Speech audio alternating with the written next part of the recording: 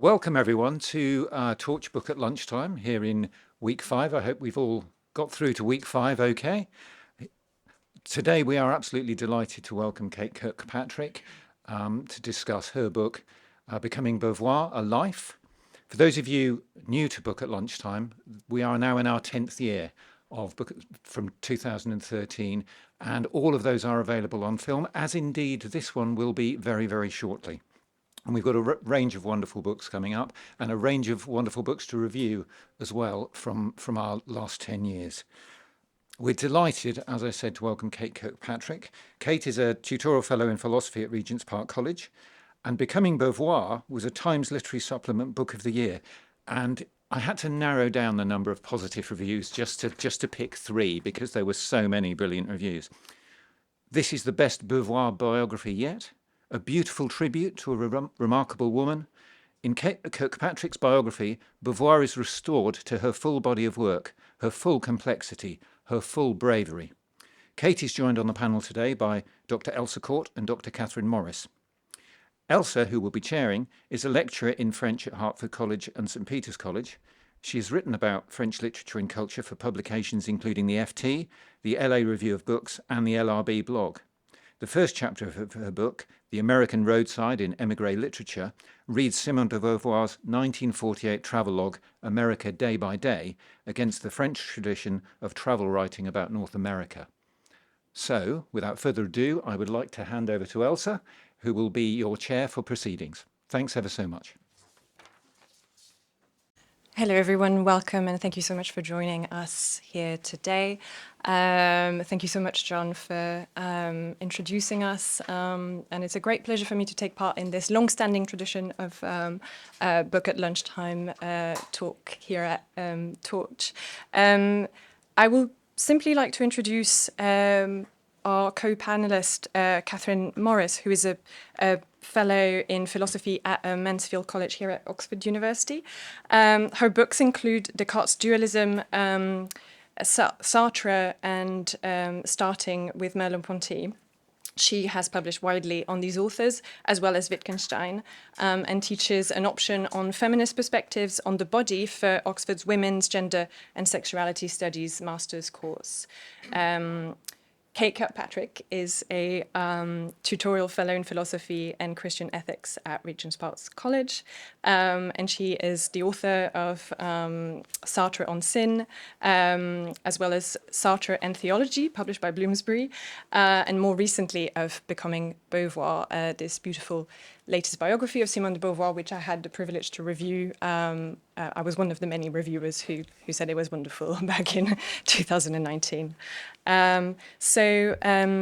Kate, I would like to invite you to read a passage from the introduction to your beautiful book to get things started, and then I will offer my own response and then invite the rest of the panel to discuss. Thank you, Elsa, for the introduction, and Katherine for joining us, and to Torch for hosting this event. One day in 1927, Simone de Beauvoir had a disagreement with her father about what it means to love. In an era when women were expected to aspire to marriage and motherhood, 19-year-old Simone was reading philosophy and dreamt of finding a philosophy that she could live by. Her father claimed that to love meant, quote, services rendered, affection, gratefulness. She begged to differ, objecting with astonishment that love was more than gratitude, not something we owe someone because of what they've done for us. So many people, Beauvoir wrote in her diary the next day, have never known love. This 19-year-old did not know that she would become one of the 20th century's most famous intellectual women, that her life would become copiously written about and widely read. Her letters and autobiography alone amount to over 1 million words, and she would publish philosophical essays, prize-winning novels, short stories, a play, travelogues, political essays, journalism, not to mention her magnum opus, The Second Sex, which has been celebrated as the feminist Bible. She would co-found political journals, successfully campaign for new legislation, object to the inhumane treatment of Algerians, give lectures around the world, and lead government commissions. Simone de Beauvoir was also to become one of the 20th century's most infamous women. She was half of a controversial intellectual power couple with Jean-Paul Sartre. And unfortunately, for much of the 20th century, popular perception was that he contributed the intellectual power and she contributed the couple. When she died in Paris in 1986, Le Monde's obituary headline called her work more popularization than creation. Reading the existing biographies, Toril Moy wrote in 1994 that, quote, one may be forgiven for concluding that the significance of Simone de Beauvoir derives largely from her relatively unorthodox relationship with Sartre and other lovers. In the decades since these words were written, a series of revelations about Beauvoir have come to light, surprising readers who thought they knew her. But they have also, ironically, obscured Beauvoir the thinker by perpetuating the illusion that her love life was the most interesting thing about her.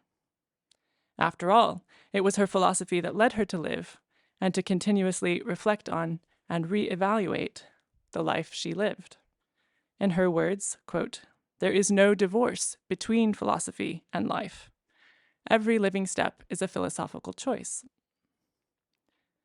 When the public figure Simone de Beauvoir picked up her pen, she wrote not only for herself, but for her readers. Her best-selling autobiographies have been described as embodying a philosophical ambition to show how oneself is always shaped by others and related to others. But her point was more than that no man is an island, as Jean Donne said. For in addition to being related to others, Beauvoir's autobiographies are upheld by a conviction that being a self does not mean being the same self from birth until death. Being a self involves perpetual change with others who are also changing in a process of irreversible becoming. Philosophers since Plato have discussed the importance of self-understanding to living a good life. Socrates claimed that to be wise, one must know oneself. Nietzsche wrote that the task of each person is to become who you are. But Beauvoir's philosophical rejoinder was, what if, as a woman, who you are is forbidden? What if becoming yourself simultaneously means being seen as a failure to be what you should be? A failure as a woman, or a lover, or a mother? What if becoming yourself makes you the target of ridicule, spite, or shame? Beauvoir's century saw seismic shifts in the possibilities available to women. During her lifetime, women were admitted to universities on the same terms as men and gained rights to vote, divorce, and contraception. She lived through the bohemian blossoming of 1930s Paris and the sexual revolution of the 1960s. Between these cultural turning points, the second sex marked a revolutionary moment in the way women thought and eventually talked frankly about themselves in public. In a century during which feminism came to mean many different things, she wrote The Second Sex because she was irritated by the volumes of idiocies that were churned out about women, tired of the ink that flowed in the so-called quarrel about feminism. But when Beauvoir wrote her now famous line, one is not born, but rather becomes a woman, she did not know how much this book would affect the rest of her life or the lives of those who came after her. Much ink has been dedicated to the meaning of that sentence, to what it means to become a woman. This book is dedicated to the question of how Beauvoir became herself. Thank you very much, Kate. I've prepared a response that I hope addresses some of the key questions that Kate has already opened by reading this beautiful passage of the introductory chapter of her book. So, as I said, I'm delighted to be chairing a discussion on this book today, which I reviewed 3 years ago when it first came out. This acclaimed biography of the famous French existentialist philosopher and feminist thinker, Simone de Beauvoir. I remember it to be a very highly anticipated book when it first came out in 2019, having featured, as I remember, by the end of 2018 in a number of national broadsheet newspapers lists of most anticipated books of 2019. I was working as a journalist back then, and therefore I was required to pay attention to such things. I no longer pay so much attention to such things, but I do remember that when I had a chance to get my hands on a review copy of Kate's book, I was able to find out for myself that the book was going to live up to its already sizable hype. Simone de Beauvoir is, of course, an essential figure in 20th century French philosophy. And I'm using the word essential here because I suspect it will come up quite a few times in our conversations. She's also perhaps even more famously central to the history of feminist discourse. She is, of course, a staple of the academic curriculum in both French studies and philosophy. And I suspect that any foundation module in critical theory will in fact have the second sex as part of its syllabus. I was looking forward to meeting Kate Kirkpatrick today because while I was reviewing her book years ago, it occurred to me that for all that Beauvoir is ubiquitous to the humanities, writing about her life was always going to be a challenge for two main reasons, which I will try to explain here. She wrote, that is, de Beauvoir did, about her own life extensively and in great detail. But in the process of doing so, she delivered several competing versions of herself for readers to contend with. In the 6 volumes of her autobiography, she fashioned a strong authorial persona who, it turns out, is quite at odds with the person she appears to be in the diaries and personal letters that she left. Fictionalized accounts of some of her key relationships tell yet another story altogether. She was not always very straightforward in these personal relationships either. Her illustrious partner, Jean-Paul Sartre, with whom she had a lifelong, committed but open relationship, told her quite early on in their relationship that she had, it seemed to him, multiple personalities contained in one. Such is the enigma that Kate's new biography tackles so admirably, in my opinion, of a personality which has often been reduced to a relationship with a famous man and is in fact still a mystery to the larger public. The second reason why writing about Beauvoir's life presents a great challenge is there is yet another version of Simone de Beauvoir to contend with, one which criticism and popular discourse have fashioned in response to what was made public about her life. This one is a version which was, as the book convincingly shows, systematically wielded against her, most often to diminish the significance or even the originality of her work. Her proximity to Sartre was read in terms of his power over her, both on a personal and on an intellectual level, while the great influence she had on his philosophy was never fully considered by previous biographical accounts. This new biography is insightful in showing that Beauvoir was always preoccupied with challenging this not always preoccupied with challenging this reception, even when she became known internationally as Sartre's disciple, or again, as one American newspaper once put it, Notre Dame de Sartre. That's my favorite. But Beauvoir herself admits that she was not a feminist prior to writing her most famous book, The Second Sex, a book now widely regarded as an international manifesto for second-wave feminism. The idea for writing the book itself emerged from a conversation with Sartre, who challenged her assumption that she had not been disadvantaged as a woman in French society in terms of her education or even of her upbringing in the process of becoming an intellectual. She would have the opportunity to revise her opinion on the matter and many others, for she became a feminist, so to speak, in the process of writing the book. The title of this new biography gestures towards Beauvoir's famous assertion that womanhood is itself a process of becoming. One is not born, but rather becomes woman, she wrote in The Second Sex. As a French woman myself, I feel I have known this quote all my life. And certainly I have known it for longer than I have been able to begin to unpack its complex meaning. Of course, to ask the question of what it means to become a woman presupposes a fixed idea of what exactly a woman could be. This question hasn't reached any form of conclusion or consensus since Beauvoir's time. Quite on the contrary, it has opened up to accept ever more diverse and challenging definitions with the onset of gender studies on the one hand and broader discussions on the rights of transgender persons. In a post-Me Too context, and amidst significant renewed interest in autobiographical fiction by both women and non-binary authors, it is therefore hard to imagine a story more ripe for re-examination than Simone de Beauvoir's.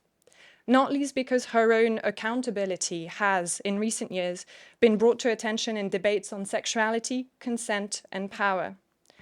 Beauvoir made the choice to disregard social conventions in order to experience a full romantic life in her time, within and outside of her relationship with Jean-Paul Sartre. However, affairs she had with young women who had been, and in some cases still were, her students, have more recently affected her legacy. Existentialists define the individual as the sum of their actions, and Beauvoir was, of course, instrumental in shaping their thinking. The only version of Beauvoir Kirkpatrick is trying to debunk here is that written by previous biographical accounts of her life, that of a woman committed to her relationship with Sartre at the expense of her own happiness and moral judgment. The book holds Beauvoir accountable for choices she later regretted. It also questions the naive assumption that every woman, if she is honest with herself, wants lifelong monogamy with a man. Beauvoir publicly downplayed the importance of what she and Sartre called her contingent, non-essential affairs, and perhaps there was a strategic interest for her in fashioning a public persona that was essentially linked to Sartre's. That is one of the first questions I would like to ask Kate today, because I think it's a really fascinating one. What was at stake for her in willingly remaining, to an extent, in Sartre's shadow? But for now, I will briefly conclude by praising Kate's talent for storytelling, which, as I wrote in my review back in 2019, is both attentive to detail and selective in its exploration of Beauvoir's many lives. The book does not come short of offering what I would call a clear contemporary take on Beauvoir's legacy, that forms of life writing once considered too feminine, that is unworthy of the essentially male pastime of philosophy, now invite considered philosophical re-examination. And on this note, I would like to invite my co-panelist, Katherine, to in turn respond to Kate's beautiful book. It is a beautiful book. What's stressed throughout is how Beauvoir, throughout her life and even afterwards, was persistently seen not just by the press but by people who should have known better as a disciple or sidekick of Sartre, and how persistently she was belittled and even gaslighted. The term gaslight, which you use more than once in the book, hadn't been invented then, but nonetheless, I think it fits perfectly. So part of what the book's doing is trying to set that record straight, but also without its being a hagiography in any sense. Beauvoir is revealed as a very highly complex individual who does some things which are actually, even by her own admission later on, pretty awful to some people. And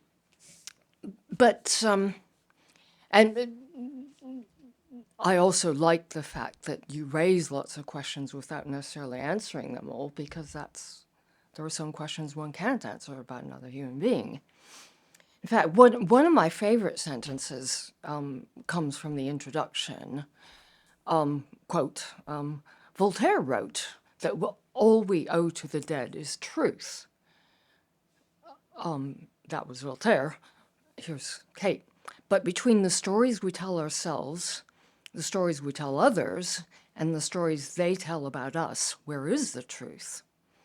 There's a kind of human beings are ambiguous. That would be one way of putting this.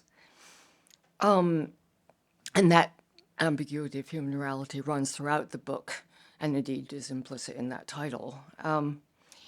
But I want to highlight an aspect of the ambiguity of human reality, which is a kind of muted theme, I think, in Kate's book, but more explicit in Beauvoir's work, namely aging.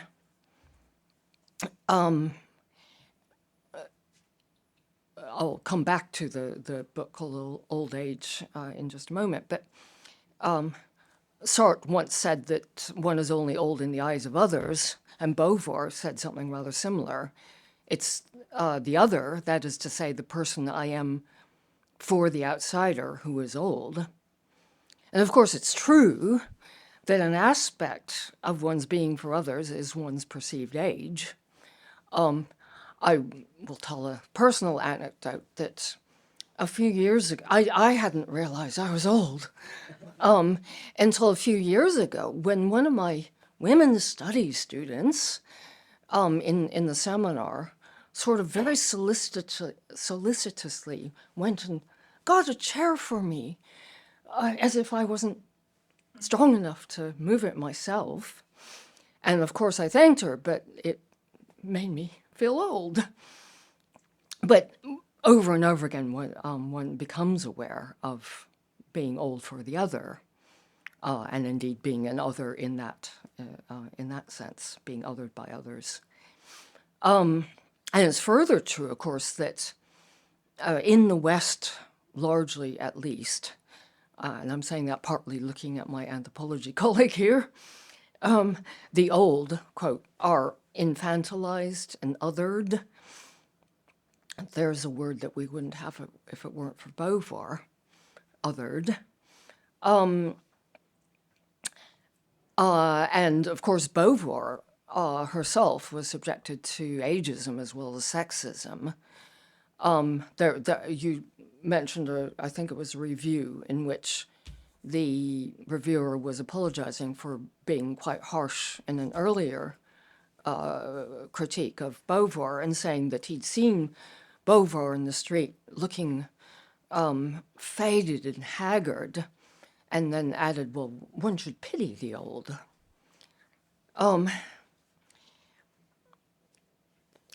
It's further true, so othered, infantilized, pathologized, etc.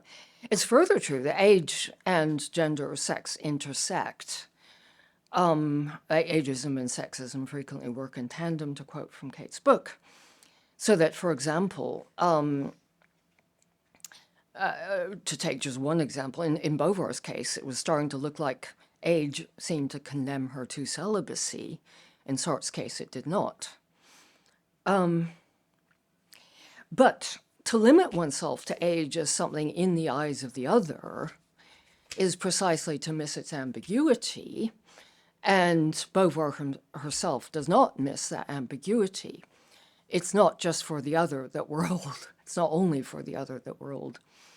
One of the points that Beauvoir makes is that age for oneself interferes with one's, as she puts it, transcendence. When the body prevents rather than facilitates our capacity for transcendence, as happens with increased physical vulnerability, we experience our body as a site of betrayal, of aches, pains, and disgust.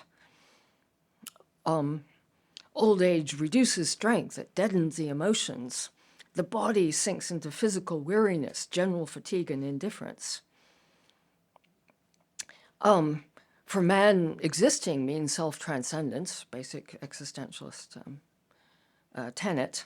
A consequence of biological decay is the impossibility of surpassing oneself. It kills all projects.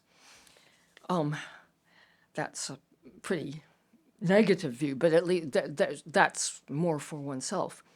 Moreover, that one feels as though one no longer has the ability to kind of thrust oneself out into the world and accomplish things. It's also the case that one internalizes the view of the other.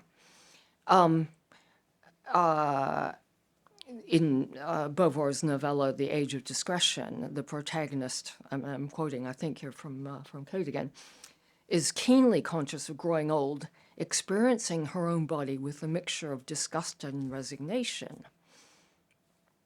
Disgust seems a strange word to apply to one's own body unless one has somehow internalized the disgust on the part of others. I was just recently rereading an article, a lovely little article by Kathleen Lennon on Beauvoir and Levinas and aging, and where what Lennon is stressing, another aspect of one's body for oneself. She says that it's this sensual, desiring body, which Beauvoir, at some points in her autobiographical writings, laments as being lost in old age. She refers to this as a loss of body. Although she also recognizes, Beauvoir also recognizes, as Lennon points out, that sensory pleasures can continue. And so Beauvoir describes the small pleasures her mother experiences in hospital during her last illness. This is from Beauvoir. What touched our hearts was the way she noticed the slightest agreeable sensation. It was though at the age of 78, she was walking afresh to the miracle of living. While the nurse was settling her pillows, the metal of a tube touched her thigh. It's cool, how pleasant, and so on. And of course there are negative affects associated with one's own body as well. But this is all kind of leading up to a question which I just want to put to us, which is, Beauvoir describes her book Old Age as the second sex's counterpart. And yet, so, these are kind of like two of her great works. It's much less better known than the second sex in the first place. But in the second place, so I mentioned it to a friend of mine who had never heard of it, right? But in the second place, partly stimulated by the second sex, there's grown up second wave feminism, and after that, further waves and waves of feminism. But why isn't there a similar, we can't call it ageism, anti-ageism, there must be a word for the anti-ageist equivalent of feminism. But why is there no such movement? There are so many issues that affect older people, and all the othering and infantilizing that Beauvoir talks about are just some of them. But don't we need pro-ageism, or whatever the right word is, as well as feminism? I'll stop there. Thank you so much, Katherine, for this really an insightful response to both to my initial presentation and also to Kate's reading and to her book, more broadly speaking. I would like to invite now the author to respond to some of the ideas that have been generated, perhaps already by my comments and Katherine's response, and perhaps from Kate's answers on these various issues, we can open up the discussion to a broader panel discussion and then invite some questions from the audience. Well, thank you both. This is a tall order because you've raised such wonderful questions, but I'll try to deal with them concisely. And I'm sure that I will have many more thoughts on them after the fact, but here we go. So on the question that you raised, Elsa, about why she seems willingly to have remained in Sartre's shadow, I don't think she did. I mean, I think when I think about the content of her days, they spent a lot of time writing together. In later life, once there was a shadow that could be hidden under, but she also spent an hour a day writing to people who had written letters to her, responding to her work. So she knew that she was touching lives through her own words, although that tends to be downplayed. Actually, it's unfair to say it tends to be downplayed. I think it's recent research by French researchers like Marine Rouche and also Judith Coffin in the archives in the Bibliothèque Nationale have really brought to life some of this correspondence, because there are over 20,000 letters in the Bibliothèque Nationale, which readers sent to Simone de Beauvoir, often telling her very intimate things about their lives. So just to give you, I can't remember if I put this one in the book, but one woman in the 1960s wrote to her about how overwhelmingly lonely she was because she lived in rural southern France. She had 3 children who went to school all day, and she had a husband who went to work all day. And so her weeks, there was no telephone, there was just no human contact. And so she was tremendously lonely and had these desires to write, but to connect with other human beings. And I think in terms of the way that Beauvoir spent her hours, I don't think that there was a cloud over them of Sartre's reputation. And I think they had quite different political interests as well. The question that troubled me was, why is she presented this way? Mm-hmm. And why does she present herself this way? Because there is a case to say that in the autobiographies, she is putting herself forward in this kind of under the shadow light. But the most interesting answer that I have come up with to that question is that we have to think about the memoirs as literary texts, and we have to think about what she might have wanted those literary texts to do. And if you think that she might have hoped that they would serve some kind of possibilizing function for her readers, a lot of them would write to her and say that she had descended from a pedestal when they read the memoirs, because they realized that she cared about things like what fabric her dress was made of. She cared about things like what other people thought about her. And suddenly she was humanized and approachable. And so if you think about memoir in the way she told it as a narrative of a person unfolding in time, we have to ask, well, why did she put these stories at this place in the narrative? And if you read the rest of the memoirs, I don't think you can claim that Beauvoir considered herself some minor player. But we could disagree about this. It is a literary text after all. On aging, I'm glad you asked this, Katherine, because the thing that made me a Beauvoirian was not the second sex, it was the old age book. Yes, and I read it when I was breastfeeding my second child, and in my second pregnancy, I had a complication which meant that I couldn't walk without pain. And it opened my eyes to the ways that people who are less mobile are excluded from society, and also people who are vulnerable through pregnancy and birth and having infants to care for are excluded from society. And in the old age book, there's a line where she says, "What is something to the effect that, why is it that children and the old are considered less valuable?" And her answer is because they're not yet or no longer men. They're not economically productive. They don't make the decisions about how the world is going to run, and therefore the decisions about how the world is going to run are not really made with their needs in mind. And so that book is, many scholars think, much more Marxist than The Second Sex, although I think it is probably because the earlier Marxism is not so acknowledged. And I think it's an excellent question why there isn't more campaigning against ageism, but there are so many intergenerational tensions to bear in mind. I mean, economically, the old tend to have accumulated wealth that the young might envy. But you have to ask yourself moral questions about why there might be antagonism to the old, as well as questions about what we might project onto the old in fearing the end of our own lives. So I think this question of temporality is so important, and the temporality of a human life.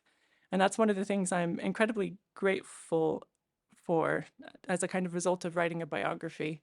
Because many philosophers talk about being towards death.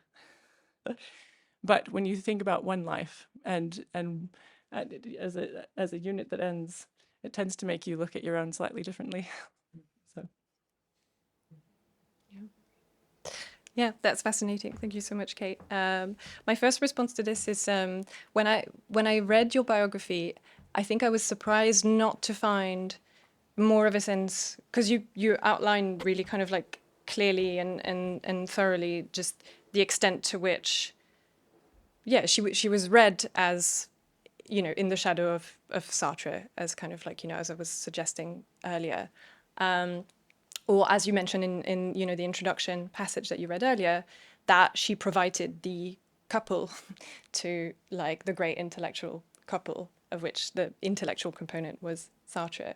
I guess I was surprised reading the biography and kind of like, you know, reading through it again, like more recently, in preparation for this event, that I didn't always find much evidence of her being frustrated by that, or kind of like, or do you think that she was, to an extent, you know, just so confident in her own abilities as a thinker, and the originality of her ideas, and her drive to kind of write and produce was so great throughout her life, and sort of unquestioning, that she kind of like almost kind of didn't care so much about like her reception, or certain aspects of her broader. I mean, it's really beautiful what you mentioned about individual responses of individual readers who would write to her from, you know, places far away from, you know, the, like, you know,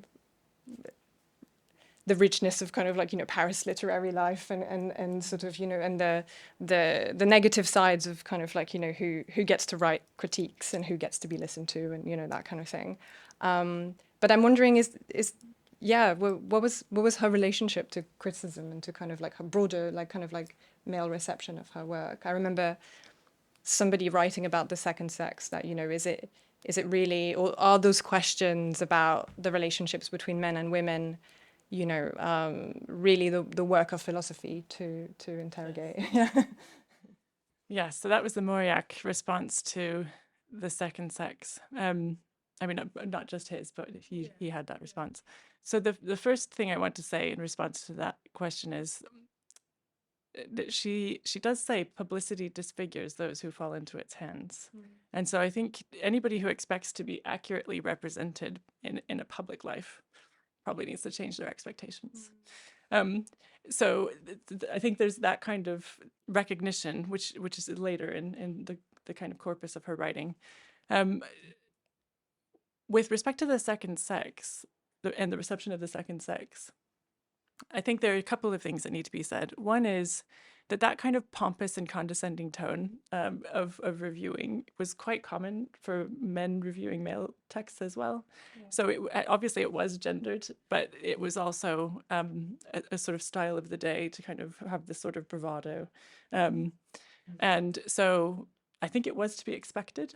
Right. But what she didn't expect was to find just to be accused of things that were so personal in nature, instead of well, I mean, I talk about this in the introduction, that a lot of the reception of the work was ad feminem, because if you can undermine the woman as an authority, then nobody's going to pay attention to what she says. But I think she thought it meant she had touched a nerve. You know, she was clearly doing something right, because powerful people were annoyed. I think, yeah, so there's no one answer to that question, because over the course of her life, who she was as a public figure changed. And later in her life, especially as she became more active in feminist political action, she used her persona to political ends. But what that means for what it was like for her to live each day, she doesn't really leave a lot of record of. It's kind of like both kind of like vividly kind of like described, and kind of like distant for us to imagine. I was wondering if Katherine had like kind of like thoughts on the topic of kind of like what Kate's response to the question, the topic of kind of like why there isn't kind of like more ageism, kind of like more of a kind of like political response to the reality of ageism today. Well, I was very interested to learn that you kind of began your engagement with Beauvoir,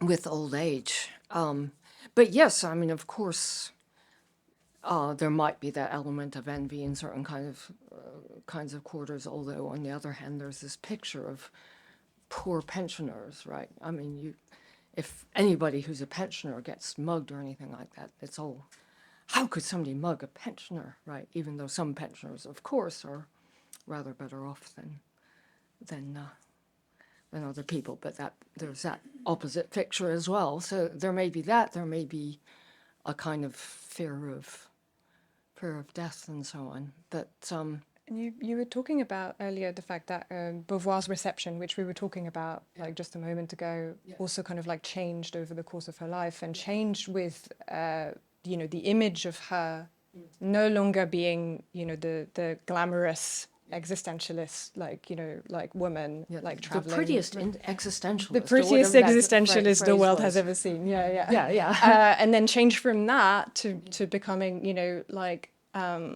like a female intellectual becoming older. Yeah. Well, I mean, there's a sense in which obviously we come back to the intersectionality between gender and age, partly there, because, when male professors get older, they become distinguished, and when female professors get older, they become haggard and faded, or whatever it might be. But in a way, it's only to be expected that given when she's young and beautiful and glamorous, she's going to be treated in one way, and when she's older and not perceived as so beautiful, then she's going to be treated in that other way, but both of them condescending. So. Did she develop, because you say that her romantic life faded in old age and Sartre's didn't. Did she find other types of connection in her life that were particularly relevant to the end of her life and kind of the connections that she made, I suppose, in old age? Yes. So I don't think we actually have adequate evidence to say that the erotic life faded entirely.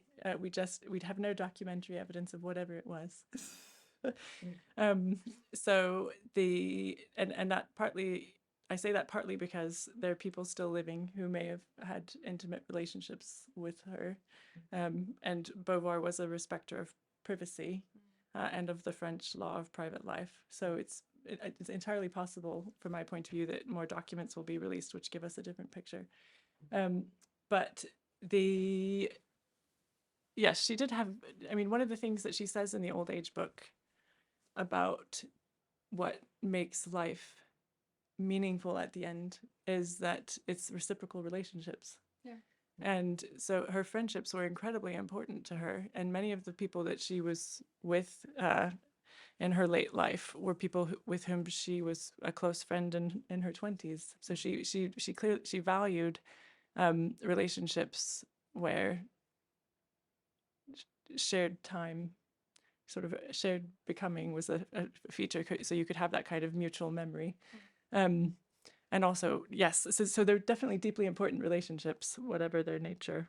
I wanted to come back to your point about the pitied pensioners, though, because I think this is compatible in the sense that if you take Beauvoir's point in the old age book to say that the way we treat the old is a mirror of what we value, pitying the pensioner and envying those who've acquired wealth shows what's valued. Yeah, fair enough. And I just meant different images of the old. Yes, yeah. Or as rich or as poor. Yes, absolutely. And so both of these things, she thinks, should prompt us to question the assumptions that shape our lives and that structure our society and our government's policies. And yeah, so I suppose. Yeah, I'm entirely with you. That book deserves to be read, but the problem is people don't want to read it. It's looking at an ugly side of our the way we treat people collectively and the systems we support as citizens of countries in which the end of life is not valued. But on the, I mean, a friend of mine I was talking about this with made something like that point. But it seems to me that the second sex isn't exactly showing prettiness. No, yeah, I think that's, yeah, so what's the disanalogy then? Because as Beauvoir says in the Old Age book, all of us, if we're lucky enough to live long lives, will go through this. So what do you think it is? Do you think it's... I don't think I have a good answer to it. That's kind of why I wanted to put it out there. It just seemed to me that I do find it strange. I mean, the answer might be, and I don't know what you think, that maybe The Second Sex is a better book. I don't suppose that's true, but maybe that would be one answer. That's why it's not so well known. Better book than Old Age. Or, yes, people don't want to, maybe it's even more obvious that you don't want to read about old age than that you don't want to read about, the awful treatment of women. But in a way, it's partly just why it's not such a well-known book, but also more generally why we, as a society, or why somehow an anti-ageist movement hasn't sprung up in the way that feminism has. But yeah. Yeah, I think there's, so I mean, I can't answer these questions single-handed, but I'm glad you're asking them, and I know that other Beauvoirians are asking them, especially if you look at feminisms that claim to be intersectional, and when they don't look at age, it's a real oversight. Yeah. It's they mention all the sociological categories apart from age. Yeah. I think we have about 15 minutes to invite the audience to contribute to the conversations that we were having, Katherine and I and Kate, so far, or indeed other possible sources of interrogation on the basis of not just what Kate read earlier, but the book itself and Beauvoir's life as an object of study. So I'm wondering does anybody have a question in mind that they would like to open up with? Yes? Yes, so I feel like any answer that I give to this question will be conflicted because I occupy a very Beauvoir-centric perspective on the world.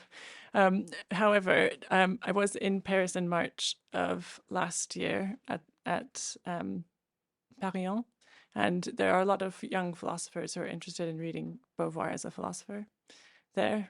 And there have been books published recently which are trying to treat her more holistically. So because her reception there is very well established as a literary author. So she was added to the Agrégation in Literature a few years ago, but she's not on the Agrégation in Philosophy.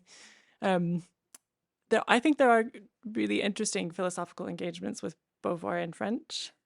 And the question that I would want to know, well, to have more of an answer to, in order to give a definitive answer to the one you just asked me, is how Sartre is ranked as a philosopher, because I think that he's not worked on so much. It's a bit of a niche thing to be doing. In fact, if you look at Sartre scholarship in French, a lot of it's coming out of Belgium, not the most prestigious parts of the French Academy. And so it's very difficult for me to assess this as an outsider. But on the basis of the conversations that I'm having, I think she will be read more because she's asking questions in ways that people find illuminating.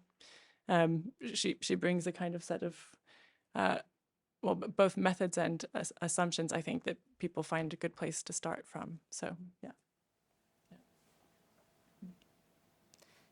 Yeah, I do find that she's being read more and more at the moment in France. If only judging by the fact that it's hard to walk into a bookshop in France without having not only The Second Sex, but just at least the first volume of her autobiography and some novels. And, I didn't know about what you said about the aggregation, and that's kind of like interesting that it's on the,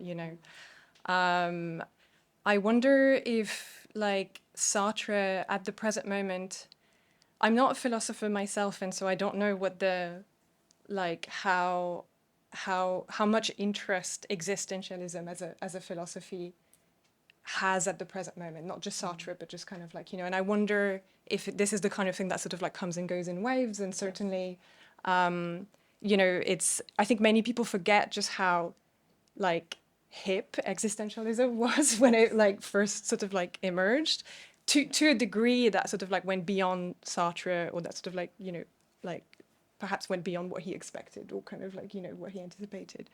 I do think that like novels by Sartre are still paradoxically being read perhaps more than philosophical texts, including, La Nausée, which I read in your book was was initially intended as a philosophical text, and then Beauvoir encouraged him to make it a novel, and that was probably a good move, because it is still being read today, like extensively. A treatise on contingency might not be. Not a contender. But I do find, and I have, for example, like, friends and colleagues who work in the theatre in France who are at the moment sort of like interested in putting up like, stage representations of parts of Beauvoir's oeuvre, and reading Kate's book, for kind of like research. And so I wonder if, I feel like this is kind of something that is, just. Can I say one more thing on this point? So I think the other reason I'm a bit reticent in answering this question is because it raises that old chestnut, what is philosophy? And if you read the memoir of Saint Augustine, The Confessions, it has one of the most amazing meditations on time in the history of philosophy, as far as I'm concerned, although that's a grand claim. And also kicks off Wittgenstein's philosophical investigations. Yes, there's a lot going for Augustine's memoir. It's philosophically rich. If you read Rousseau's Confessions, you might think it's less philosophically rich, but it's still philosophically valuable. And so I want to say that these literary texts are philosophical, and that we might need a more expansive conception of what philosophy is. Yes. Yeah.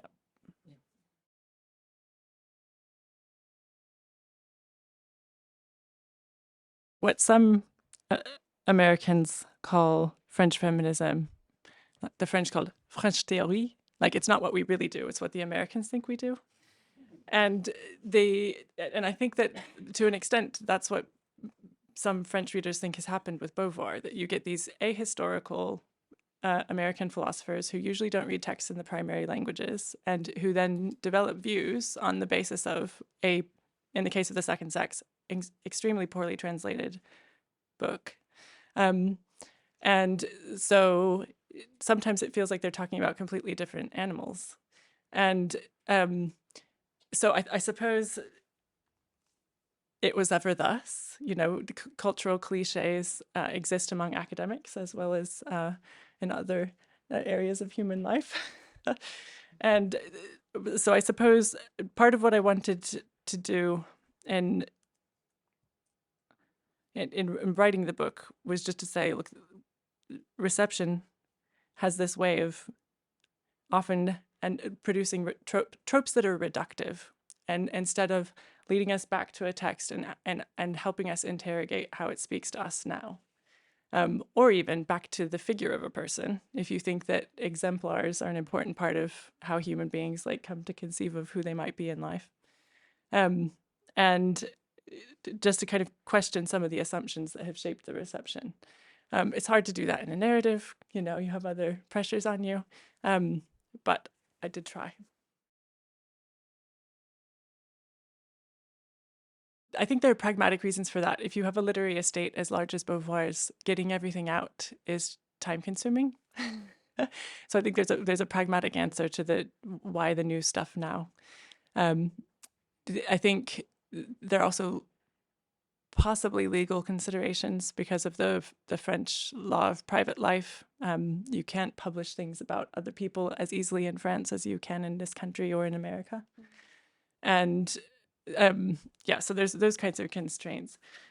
I think she's a really good writer. I think that's people still find that she speaks to them, and this is one of the reasons I love teaching the text, is because I'm very interested in intergenerational feminism, and I'm very motivated to push back on the idea that previous generations of feminism have nothing to teach us. And so when you find a kind of fellow in the authorial voice that you meet on a page, it can kind of overcome some of the estranging othering that happens. So I think, her literature, I don't know, there might be different things to say depending on which text you're talking about, but if it's The Inseparables, I think that text raises really interesting questions about what it means to love, the different kinds of ways that you can be stifled by your family or your situation. And those are pretty common human themes. So I think we've reached the end of this, lively and engaging, hour of discussion. Thank you, everyone, for joining us today, and for those of you who shared your questions with us. And thanks again to my co-panelists and to Kate for joining us today and discussing this wonderful book with us.